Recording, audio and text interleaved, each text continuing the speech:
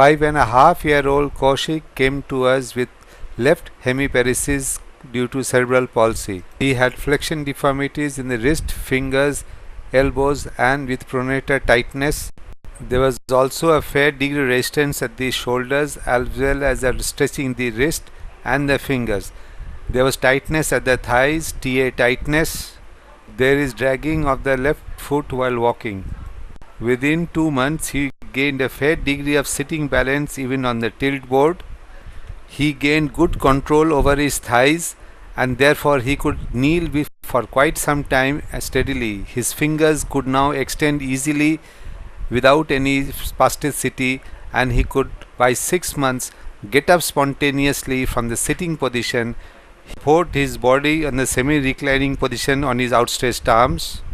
From there he could get to an all-fours position, and also he learned to kneel on one side, stand well and lift his weak leg for few seconds.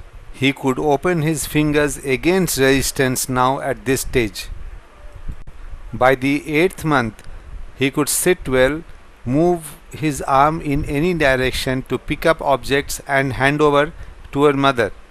His elbow is now quite smooth, fingers are very flexible, and to show off his balance, he can even do kneel walking at this stage, which is a little difficult for a child at this age, though he does fall down occasionally, but he manages it quite well.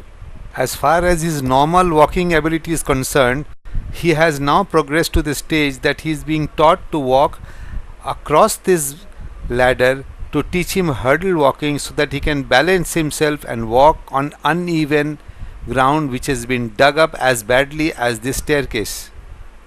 Kaushik has shown an all-round physical as well as cognitive and speech improvement and goes back a much better child than he came, able to do most of his work.